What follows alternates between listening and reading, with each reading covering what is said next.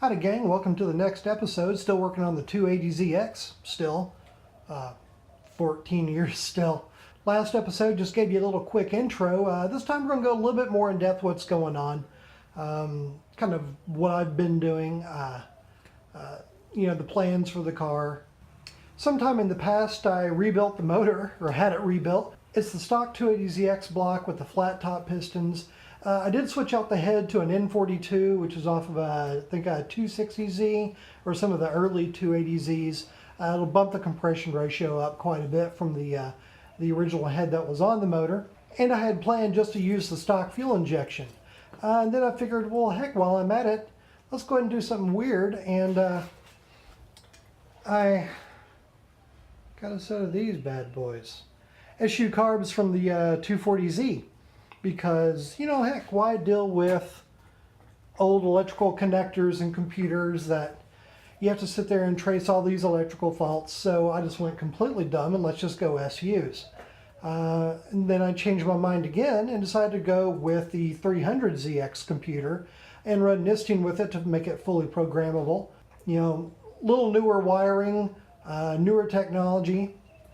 And then I changed my mind again and bought MegaSquirt, which in the last video you saw semi-hooked up on the car. It had the nice shaved intake manifold on it and all the goodies to make a pretty good running car on MegaSquirt and eventually turbocharge it. And I said, I'm going to quit changing my mind. I got to stop doing this. Just get the thing running. Like I said, baby steps, just get it running. I changed my mind again. It's a problem. I know about it. I'm seeking help. Now you might be wondering what I could have changed my mind to, because I've done everything else. Other carbs, different fuel injection systems. Are we going to go Flintstones? Just cut a couple of holes in the floorboard and use my little footsies on the hot asphalt? I honestly did think about it. In Texas, it's way too hot. Plus Austin traffic, you just get really tired.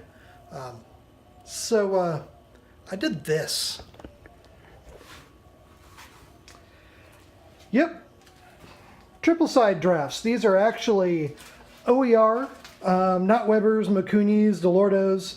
Used to be known way back in the day as SK. I think they changed to OER in the 90s at some point. This is kind of cool because this is what you would have put on it in Japan back in the day when you're wanting to hot ride your Z. This is what I got. This is what I'm going to try to do. I have no idea what I'm doing. None. Help. Please help me. Send help.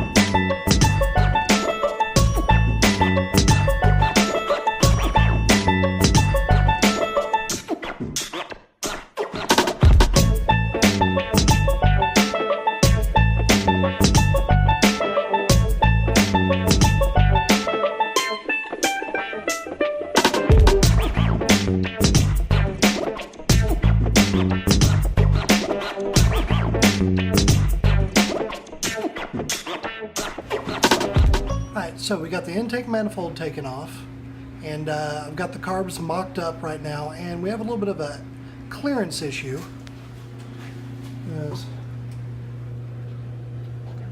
between exhaust manifold and intake manifold in some areas, so it's not really sitting flush.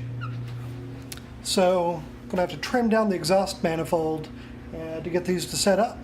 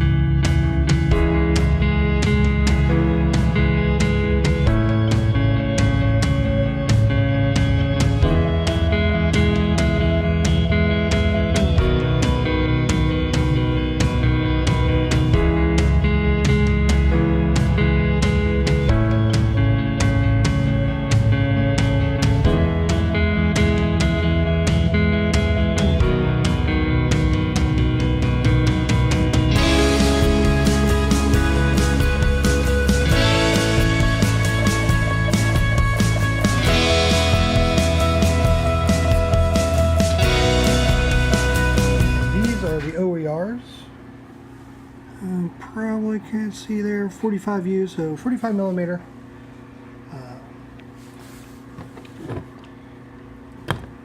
They've got things, and air goes in here,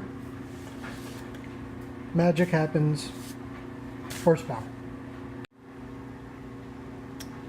Alright, this is the TWM intake manifold for the triple side drafts. Nice piece of kit, good linkage, I hope, we'll see.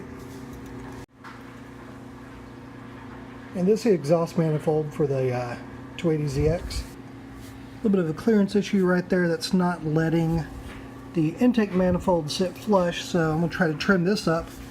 I'd rather trim this because this is going to get replaced eventually than trimming that. Remember, kids, safety first.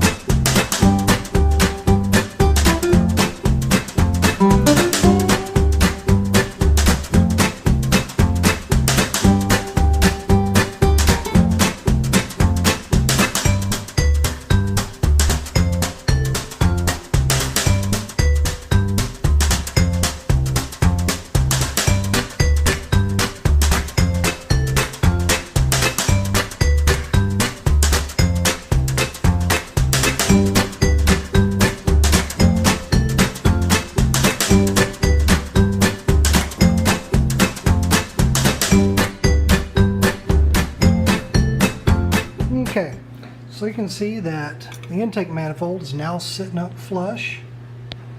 Focus, focus, focus, focus, focus, focus. Sitting flush with the head. Had to trim a little bit off this part, the first tab, the second rotor, and the last one. And that was it to get this to sit up.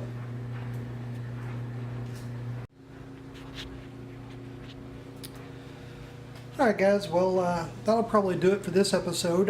Coming up, I think the next thing we're going to do is take care of the fuel tank.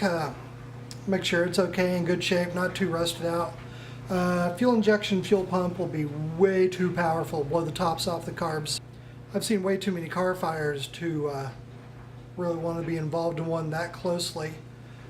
I do have a low pressure pump. I think that's what this is. I got this probably about 10 years ago. So I think we'll figure out a way to test this without actually putting it in the car to make sure it's going to push the 4.5 pounds of pressure that I think we need for the carburetors.